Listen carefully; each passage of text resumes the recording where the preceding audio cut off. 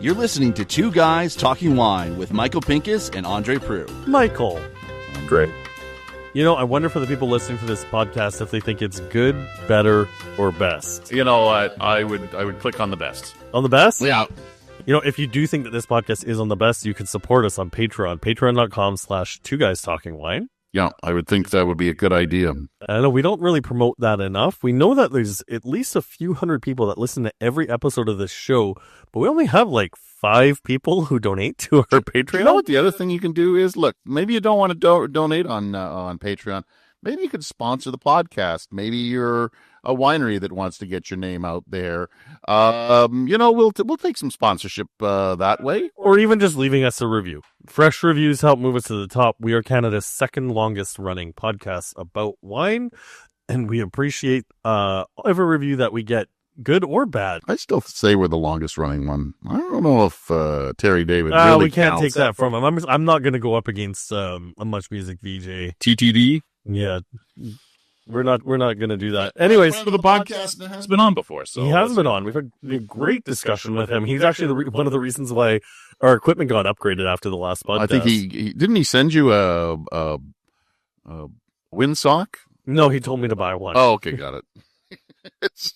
So, I mean, we're now right in the middle of summer. Yep. No doubt about it. We're hitting I complained 30 that degrees. we had such a lousy spring. We did have a lousy spring. It took forever for summer to get here, and now summer has been here. It's here with a vengeance, and you know, you as a vigneron of some sort, tell me, how are the vines? The last time I checked in on the vines, they were 3 weeks behind.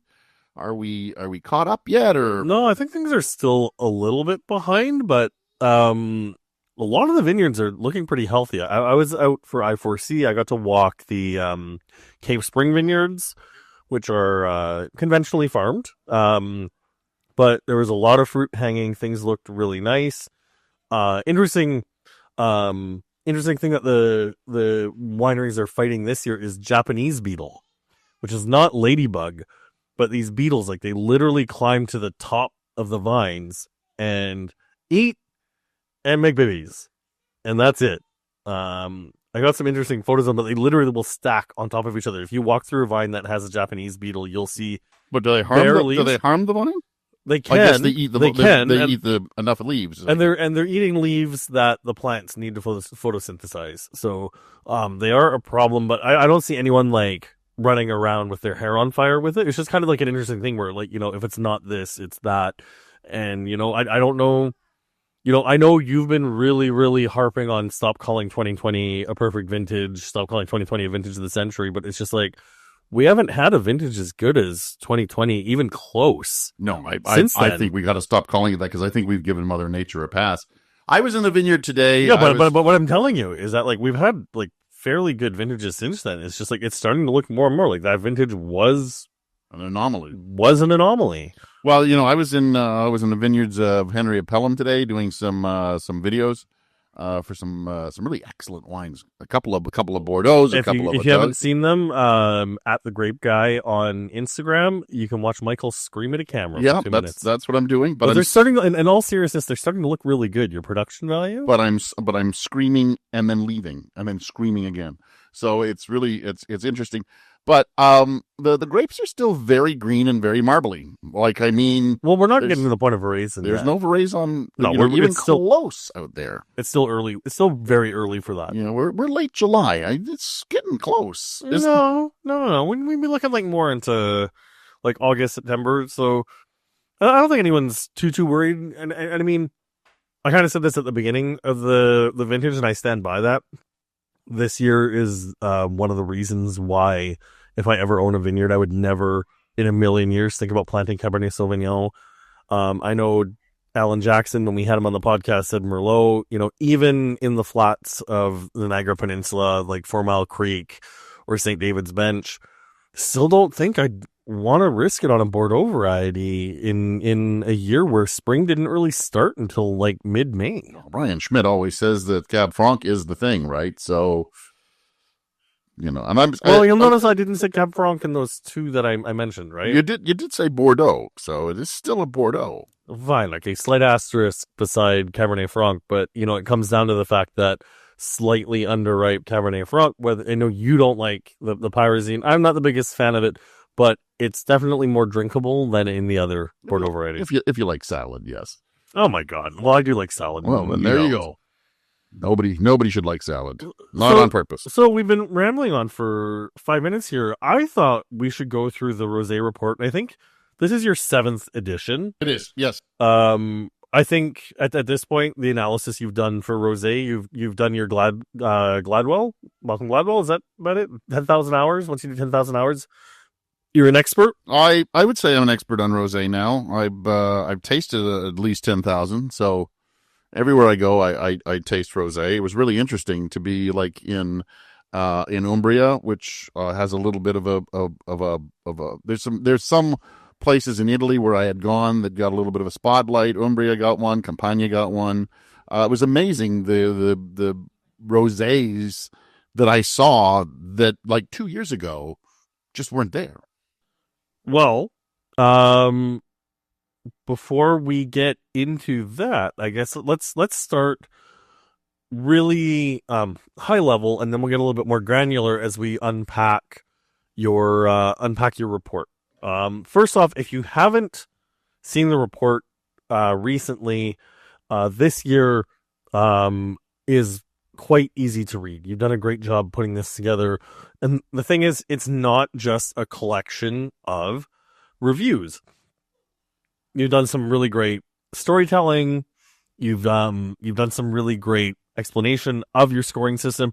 You also did some interviews. You interviewed Elisa from Malivore. You interviewed Andrea Kaiser from Drea's Wine. See, I went.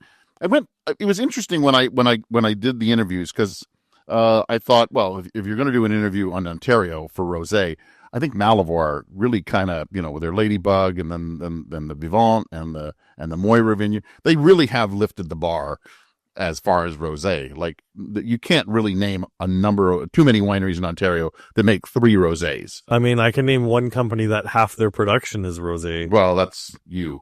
But what I'm saying is this, and then Andrea Kaiser, very, very small. 2 of her wines out of, I think it's 4, are a rosé. One's a sparkling, one's a still. And I thought that seems to be, you know, you're putting your cards into rosé. You said yours is half your production. Like you're putting a lot of cards into rosé. And then I got an opportunity while I was at Summa in Italy to talk to Ronnie Weber of Bilkart Salon. And he looks after Liechtenstein and Germany. I think we have a couple of clips. And do you want to do them now, or should we wait till later on? Well, you know what? Let's play clip number 1 actually, just so that you can hear, you know, about his market. Well, for us, it's about 20% of the production. See, I think it's similar to the production in the Champagne as well. But the demand is getting up, yeah. Especially if you look at the German market, for my special market, there's a massive demand in Germany for sparkling pinks, yeah. I think from the percentage on the consumption on the market, Germany is the highest rosé drinking market for still and sparkling, and it's increasing still. See, I thought that was very interesting that Germany would be the number 1 market for both still and sparkling rosé, and that you know, for champagne, specifically for Bilkart Salmon, right? No, he's talking worldwide in general. Oh, yeah. Interesting. Yeah, so that's what was really interesting about him, because you know it sort of makes sense to me. Like when you're talking about like what the great wines of Germany are, you are thinking of Riesling and the Alsatian varieties, sort of brighter, crisp wines. And I remember very, very early in my wine writing career, because as much as I'm proud of my French heritage, my other half is German-Hungarian on my mother's side. And I just remember starting to drink Riesling in the winter because of how great that crisp acidity went with the heavier, you know, Bavarian style food, your sausages, your sauerkraut, your stews, like all of this stuff. And it's just like, it completely makes sense to me that having wines with great acidity, because like it is a heavier, fattier style of cuisine, and sort of less grilled meats and more preserved meats, that like that makes sense to me. Like that's a match. It's kind of like, Tidal Bay and Nova Scotia and seafood, right? It makes sense. Yeah. So, and I would say that I think you and I had a discussion not too long ago about sparkling wine and just pairs with everything, and I do believe that, because I've gone to Italy and had sparkling wine dinners where they've done champagne, Yep. and just everything they put down. Steak and champagne is one of my favorite pairings. Like, it actually works, and it's, people go, oh, but it's white or it's pink, you can't do that. It's that acidity, it's that acid, the acid. And the thing is, when you're eating something super fatty, like, it's why champagne and fried chicken works. It's why, champagne and a BLT, like a nice bacon, lettuce, tomato sandwich. It's just like that acid cuts through the fat. And when we talk champagne, we're also talking, really great sparkling wines. There's a great sparkling wine section within the Rosé report. And, that's one of the things I really love about Rosé also is the acidity. It's kind of what I'm looking for when I am evaluating these wines, because to me, a sweet rosé or an apparent sweet rosé is fine. I have no problem with it. I understand why people like it. Yeah, they're guzzleable, blah blah blah. Have a balance, but the balance needs to be, and I think that you've got to have that acidity to balance it off, or you're looking at a headache the next day like you would not believe, because that sweetness hits the bloodstream so quickly. And if you're just sitting around the pool and you're drinking bottle after bottle of rosé, that's a stumble into the pool.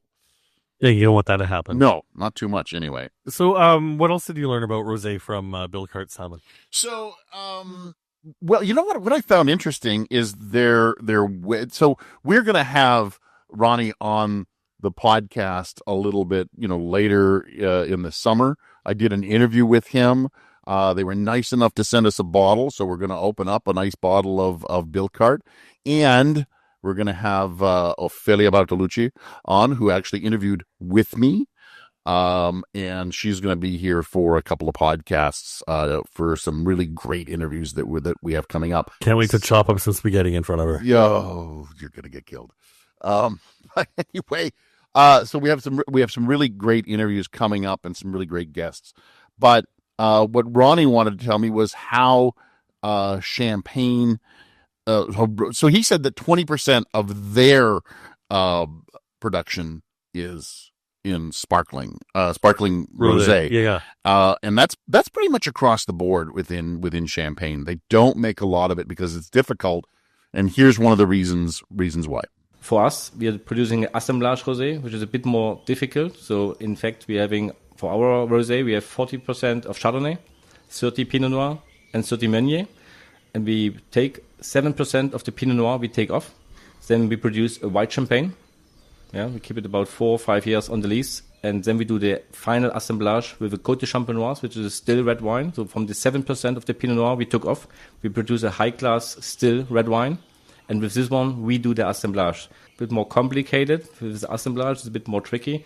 But in fact, you have a more concentrated, a more complex product.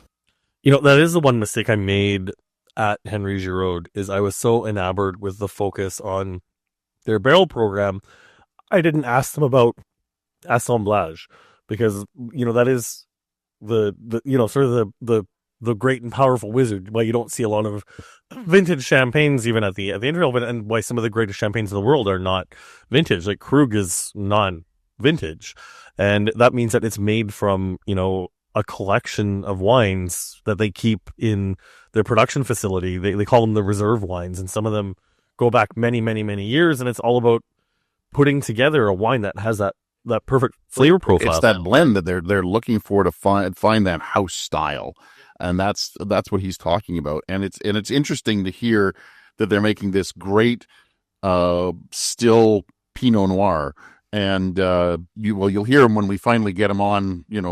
For the podcast we're going to do coming up, he'll tell you about that wine as well, and it's pretty interesting to hear how good that wine supposedly is. I wish I got a chance to try it, but they just don't sell it. Well, I mean, that's the thing is, I have purchased a bottle of Krug Rosé in the past and shared that with my little club with my friends where we pool our money. And I just remember tasting that wine and it does merit more research, and anyone can reach out to me to explain it to me. But I didn't find that the roséness of the Krug Rosé brought anything extra to the bottle that the regular Krug had. It had a little bit more color, but it was already like 10 years old by the time I got to the bottle, so it didn't have any of the fresh, vibrant fruit. And I'm sure you miss this wine too, as opposed to like Featherstone, who used to do a Pinot Noir Rosé Joy. That was like 6 months or 12 months on lease, short time on lease, where you would open it. It was just this explosion of like fresh, like sour cherry, cranberry with like great acid and just so easy to drink. And I think that's where, I understand Krug wants to do these long time on lees, but I think that's where you lose the characteristics of the rosé. The rosés should be, 8, 10, 12, 18 months maximum. And they're doing that as well in Champagne.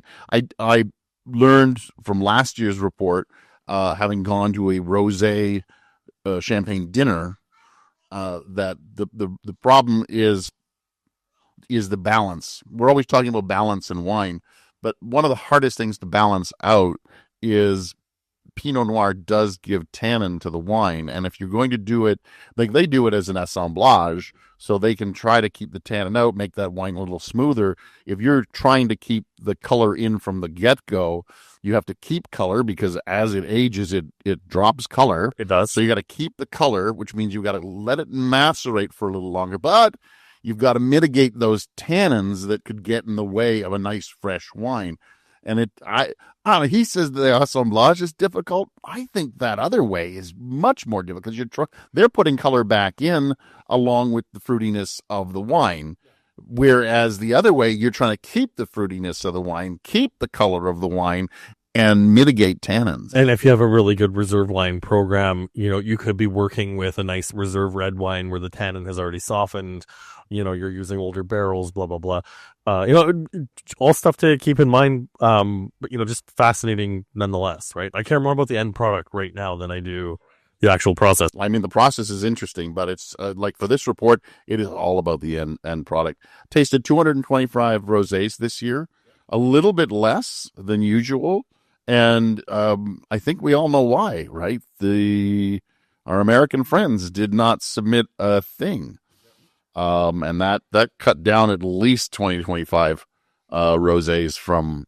No, but you're still doing yeoman's work. Like, you're working really hard to make sure you taste as many rosés as possible. So, diving into the report, I did pour a wine for you that I'm going to make you taste blind, because this wine is in your report.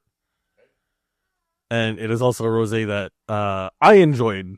And I actually enjoyed it quite a bit more this year than I have previous years. And it was validating to see that you felt the same. I love the nose on this one. The color is great. A little bit of bitterness from on the finish, which is good. There's times in the report that I say it's got a bit of bitterness, and when I'm talking about that, I'm talking about kind of a citrus pithy note. Citrus pith is, a citrus zest, things like that, and I really like that in rosés. I also like the amount of acidity here. It's good. That's not my rating. I'm just saying it's a good bottle. Yeah, I do like that one. Yeah. This is the 2024 ADX Wines When Pigs Fly. And this is the first year we've reached a better rating. And I was so incredibly proud of that. I don't think this is the second time. You got a better in the very first one you made. With the 2017. Yeah, we've been chasing the dragon since then. And we've gotten some good pluses. There's a couple of years where I think we've come close. But actually, it's kind of annoying, because now I'm really dialed into the flavor profile that we're going for and tasting other ones. When I saw that you gave the 16 Mile 2024 Renegade Rosé, I remember being at the open house. I was there with you, and the moment I tasted that, it was just son of a bitch. This wine is definitely better than mine. Oh, but that one was a superlative wine, and you really like the best ones really scream out of the glass, and you're trying to decide whether it really is a best. And I think that's difficult. And I always taste with somebody else. I very rarely taste everything by myself. And when your eyes lit up, because my eyes went, wow, this is really good. This could be a best. And then when you kind of looked at me and you went, this is super good. And I was like, yeah, I'm right about this one. So.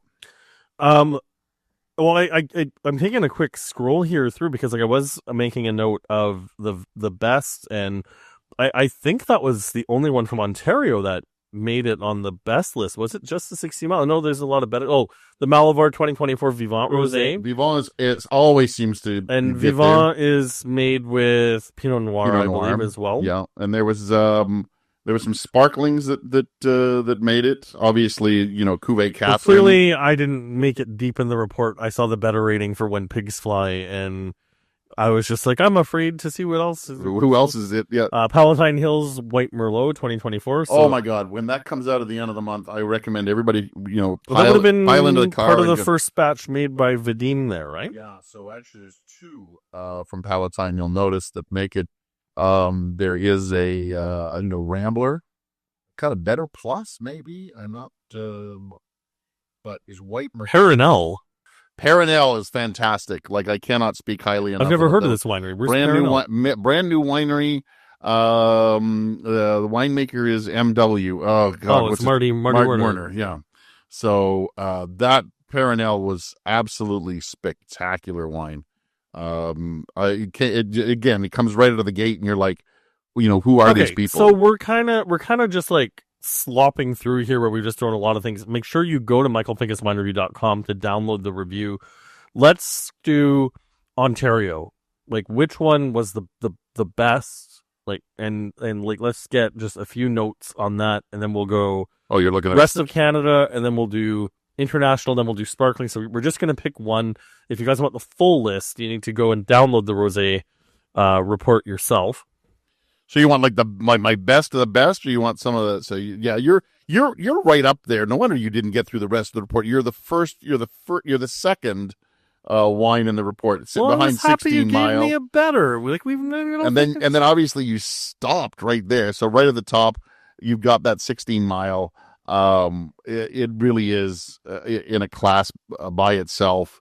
It was an absolute delight. There were so many better pluses this year that I was happy to see. Clausen Chase. Okay. I said let's stop doing the list thing. Like pick one wine and we'll dive into it. I'm looking into my bests just to see where I am. So that 16 Mile was definitely there. I'm positive there's another best from Ontario. I'd be really shocked. No, there's a French one. I see. Well, there's a Malivar. We talked about Malivar. Talk to me about Malivar Vivant. He's really knocking it out of the park every year, but let's get specific about. Like, it's consistent. Everybody always says to me, "Oh, it should be the Moira that is," but I think Vivant straddles the line between that juiciness and that fruitiness and the acidity that brings it all together. To me, I really like the Moira, and it got a better this year, but Vivant just straddles that line. Moira on occasion can be a little more citrusy, whereas Vivant brings the fruit. Some sour cherry, some red currant in there. The long pith finish, like you hear on your ADX, you have that long pith finish. Like, that's really lovely, but we're missing that red currant, that sour cherry. And there's a tartness to this wine that just makes you want to drink another glass and another glass and another glass and buy another bottle. And that it's, $21 or $22. It's like, who cares? Whatever it is, I'll pay it. So that's why I really like Vivant, and it just every year it just seems to bring it. Cool. I really love that. Now, before we move out of Ontario, because I do want you to fine. I guess we're going to be talking about BC. Like, if there was another really great wine from BC, we know they're still dealing with the fallout from, that apocalyptic winter event. And, should hope. I had an interesting chat with Richard Charnock, the winemaker at Joie Vineyards, just about like what the future might look like there, and we'll unpack that at a future podcast for sure. But I'm just curious if you've noticed. This is something that I picked up on tasting quite a few rosés over the past few weeks from Ontario. Is so when pigs fly, one of our signatures, and I'll say this is our signature of our house style. So in 2020, the full batch of rosé underwent spontaneous malolactic fermentation, and we ended up with creamy rosé. And I remember when we were tasting it before bottling, Guillaume and I were just like, how the hell are we going to sell this? Like this tastes like creamy strawberries. And then when we tasted it with a bunch of other bloggers, we had a few people come up with a tasting note, strawberry Haagen-Dazs, and they ended up actually really liking it. So now we deliberately, we keep a portion, usually 1 or 2 barrels in neutral oak, and we undergo malolactic fermentation. It adds texture, it builds length to that pithy finish, which is something we're going for, because that's something I love from Provence rosés. But what I'm starting to notice is there's other people in Ontario who are starting to let their rosé undergo partial malolactic fermentation. Have you noticed that at all? So there is a little bit of malolactic. I find that there are ones that do partial as you do, right? If you can keep that kind of and we do it on purpose now. If that creamy smoothness along with some acidity does help to bring texture and drinkability, I think. The ones that don't are the ones that sometimes I think are more food friendly. The more acidity you have, the more food friendly you are. Yeah. If you're drawing it back, you're talking now about like total drinkability, right? The ones that you want to just crush over and over and over again. But at the same time, I think that the challenge for us as makers of rosé is you don't want something with so much acid that the finish is cut off, right? You still want to leave something behind, which is why we have that pithy note, because it still feels, for us, in my mind, it's pink grapefruit. I don't know what it feels like for you, but we want something to linger a little bit. I have and I have gotten a little bit of pushback on this score. It's called sangria, and to try and explain it to people, it's this. In the summer, people make sangria, right? You're not going to use a $50 rosé to make sangria. You're just not going to do that. You want something that's cheap and cheerful, but you want it drinkable. You want it drinkable, but you also want to know, you're not just going to throw any wine in. Sometimes there are, in your case, let's say the one that was really creamy. Yeah. Okay. Maybe that's a good one to pour into the sangria bowl. Yeah, throw a bunch of citrus into it, and boom, now you've popped that right up. Same thing the other way, right? Maybe you have something that's way too acidic. Throw a lot of red fruits in there, and bang, you've got something completely, you've fixed it. But even with an excessively, something that's maybe a little too sweet with acids low, you could correct that with citrus. Maybe throw some full-on lemon and lime in it. And that's what it is. That's what I'm not. People say, I've had people say, "Oh, you're dismissing my wine by calling it sangria," and I'm like, no. What I'm trying to say is that there is a definite benefit to this wine, because there are wines that just don't make the report. Well, and but there's a benefit to this wine, but it could be enhanced. It's still tasty, but it could be enhanced. And I mean, this is something as well where if you're upset about being given a sangria rating, I mean, this once again comes down to the fact is Michael and I treat this craft as journalism. This podcast is donation run, and we get, frankly, just enough money to keep the podcast going, so it makes sense for us.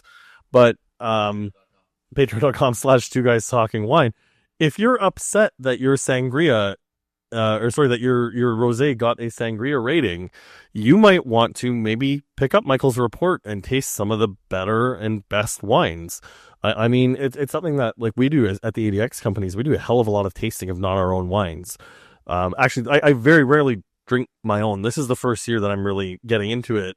And we don't talk about it shamelessly on this podcast very often because I don't want to be reviewing my own wines. But I think that's important for any winery. Yeah. It's, 'cause otherwise you develop cellar palate and you think your wine is the best wine. Why didn't I get a great score? Blah, blah, blah, blah, blah. Look, you've got to go out and see what your competition is like.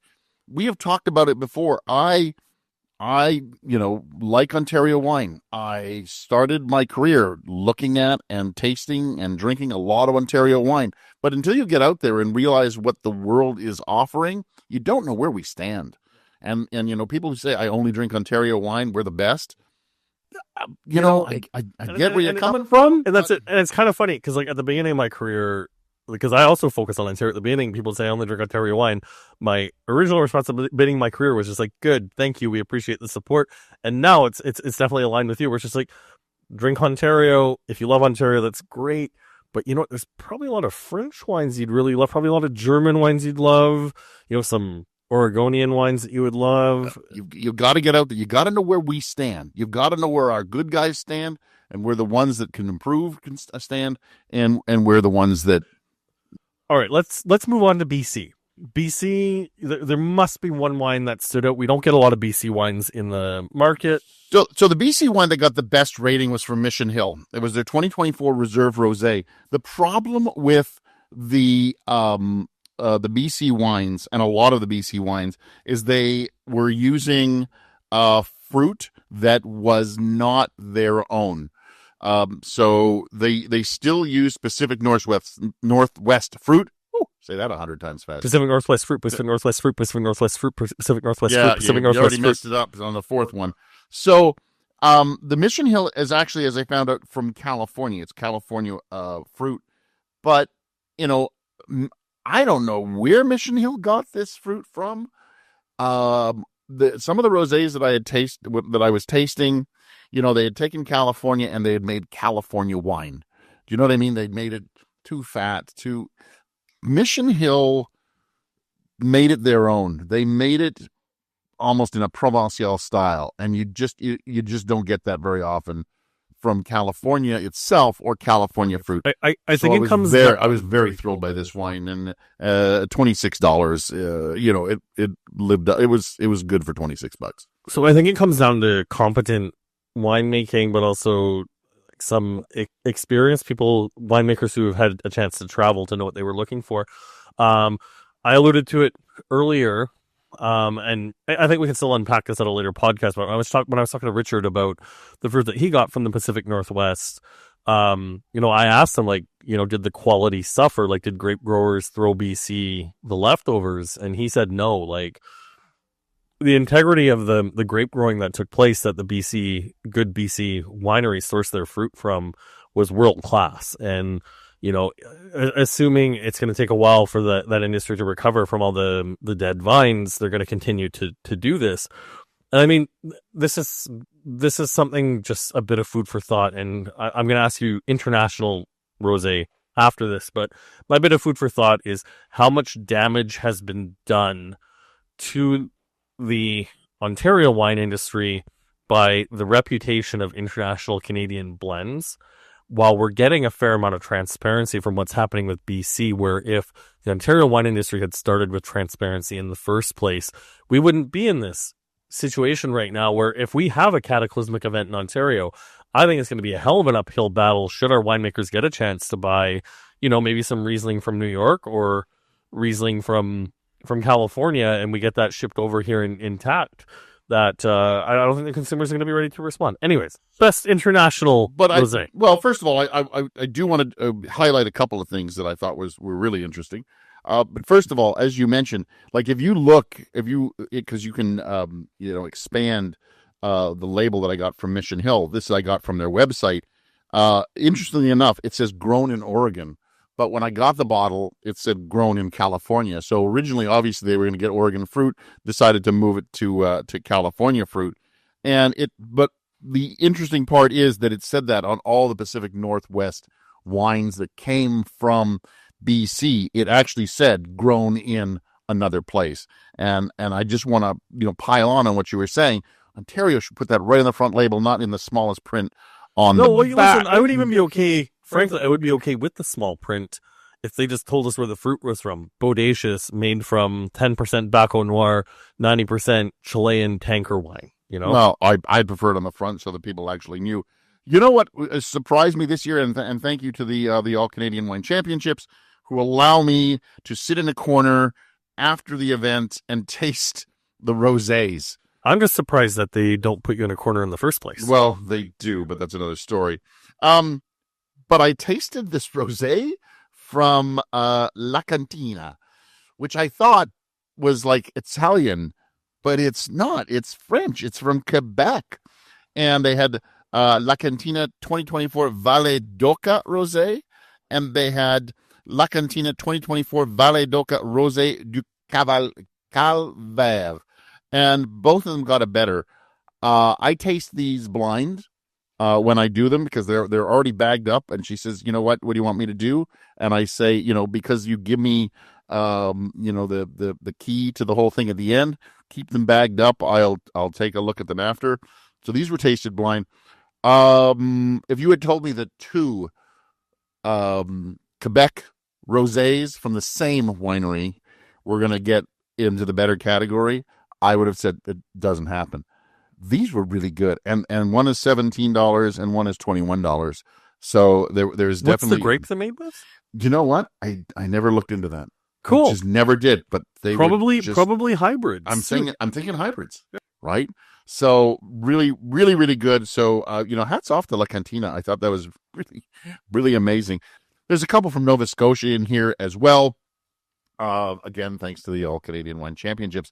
As far as international, man, you really can't go wrong with the Lafage Miraflores. $20, which I think is the same price as your rosé. 22 now. Oh, okay. So, but this one was really, the aromas were intense, punchy acidity, red fruits on the mid palate, and a really pretty bottle. Like it's one of those frosted glass bottles that, has one of those, neat shapes to it. And, bottle shape does not influence me in any way, shape, or form. But once it got its best, I was like, this is a very pretty bottle. So putting it on the table is really nice as well. It's a bonus. So the Lafage 2024 Miraflores was really, really good. There was also a Kiriani Zino Mavro Rosé from Old Vines, Vieille Vigne. It's amazing that even in Greece they call it Vieille Vigne. You know what I mean? That was a really, really good one too. A very Provençal in style, from Greece, and it's made with the Zino Mavro grape, but it also had orange, raspberry, and it was really, really sippable. So, and these again are two that you can get in the LCBO. You know what? The one I'll tell you a secret. The one that surprised me the most, and I tasted this with a few people, and when we opened it up, we were like, "Oh, it's these guys. No way is it going to be good." But this year, the 2024 Kim Crawford Rosé was really good. Was really, really good. It got a better plus. Did that hurt a little bit? Do you know what? There's just sometimes you look at it and you're going, they come in every year and they're okay. This year just really, really popped and zinged, and I was like, holy God, that's really good. So whoever is making the wines over at Kim Crawford these days has got a good idea of what's going. Lots of watermelon, red currant, raspberry.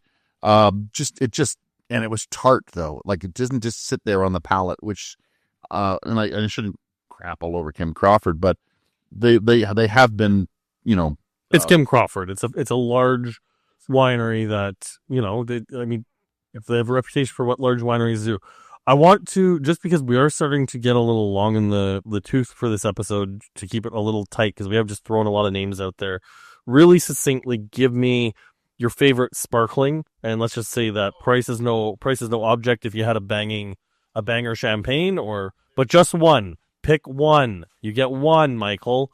There's one. So what was the one best sparkling that you had? You do good, better, best, but there can only be one. And pay attention to this podcast, because we're going to be unrolling Ontario's Ultimate Wine if you missed the promo off the top of this. Because there can be only one. Only be one. Best sparkling, go. Get your wine in. All right. you know what? There's one that just continues to stick out in my head. Bubbling under, Cuvée Catherine Rosé, bubbling under. But I think this year, the king of rosé sparkling, Malabar's Bisou Brut. I completely agree with you on that. Andre, I think using your terminology here actually works. It gives me the fizz. Doesn't it? Yeah, it's the fizz that gives me the fizz. Okay, so just to bookend all this, because we talked a little bit with Bilkart Salman about a little bit what's going on in Germany and global trends.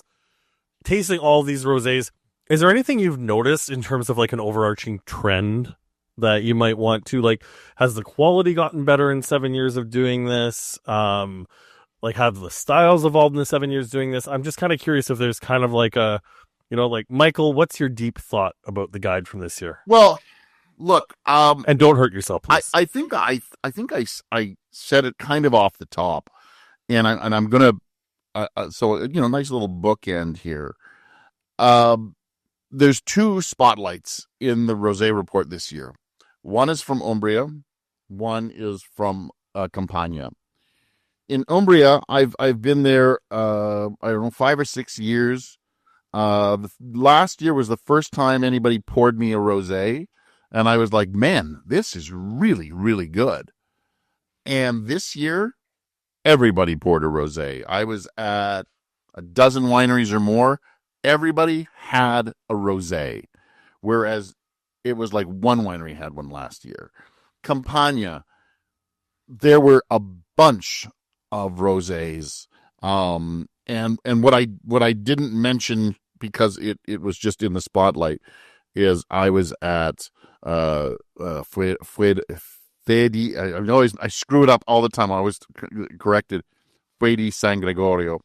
Their sparkling rosé was outstanding, and they paired that with. We had dinner there, and it was so good. Bisou was just a little bit better, but it was such a good bottle of sparkling. It just that it came from Campania and it still had everything that gave you the fizz.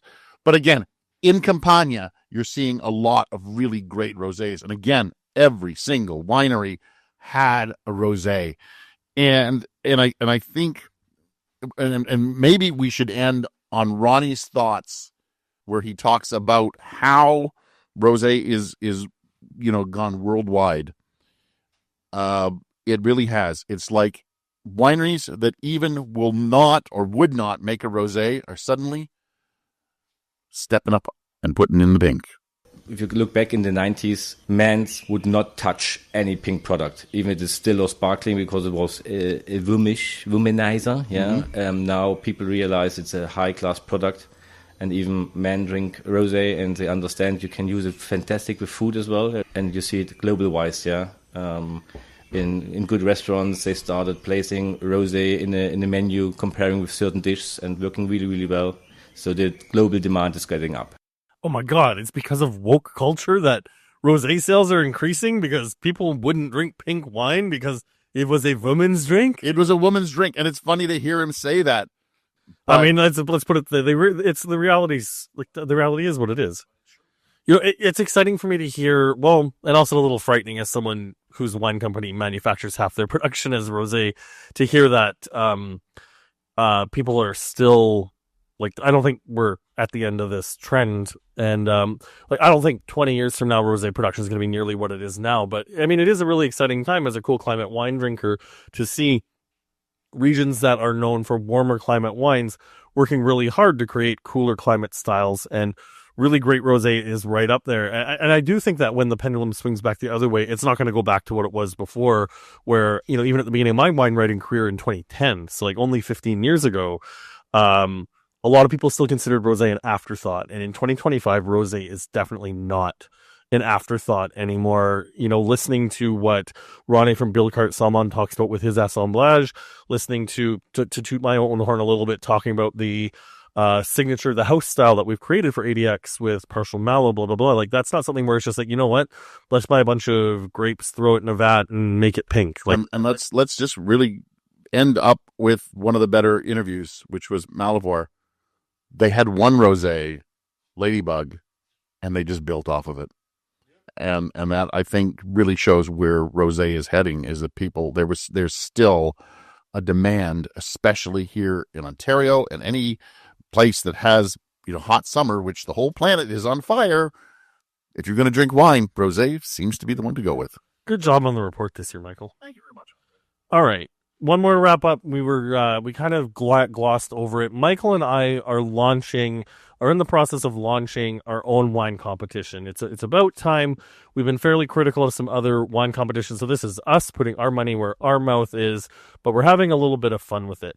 Michael and I are a little tired of, let's just pick on Australia for a moment, where you go to the Australian section of the LCBO and some of these bottles have so many gold medal stickers on the front that you don't even see what the wine label is. And when you actually go and read some of the wine labels and some of the gold medals where these awards from, it's like, the Melbourne Blueberry Pie Fair gold medal winner. And it's just like, don't get me wrong, with the Canadian wine competitions, the All Canadian Wine Championships, the Wine Awards as well, a lot of work goes into these, but we are at a point where, frankly, the number of medals that gets given out is a little silly. And I know these wine awards are a marketing tool, but you and I were doing Ontario's Ultimate Wine. There's going to be essentially the four top. There's going to be one winner. There's going to be only one gold medal, and then we will round out the top four: silver, bronze, and fourth place. One ring to rule them all. One ring to rule them all. So send us an email if you're the owner of a winery and you want to get in on it. The entry fee is $25. You have to send 3 bottles of wine. There's a few other caveats, but it is going to be a bit of a free-for-all. We're going to be building a bracket. It's going to be a lot of fun. It's going to be fun. We have enough entries. I'm I'm very excited. We have enough entries that we can get the trophy that we were hoping to get, and it's going to be epic. It's going to be ultimate. It is Ontario's ultimate wine. And you will be able to display this in your winery. Or you may be able to wear it. You could wear it like a crown. Or a belt. All right, Andre. I'm Michael Pinkus of MichaelPinkusWineReview.com. Andre Prue of AndreWineReview.ca at Andre Wine Review on social media. You know, we've already pitched Patreon enough, so I think you can take us away. I'm the Grape Guy on most social media. Thank you for drinking rosé. Good night. Thanks for listening. Please subscribe to Two Guys Talking Wine on iTunes. Two Guys Talking Wine is produced by Adam Duran and Ken Little.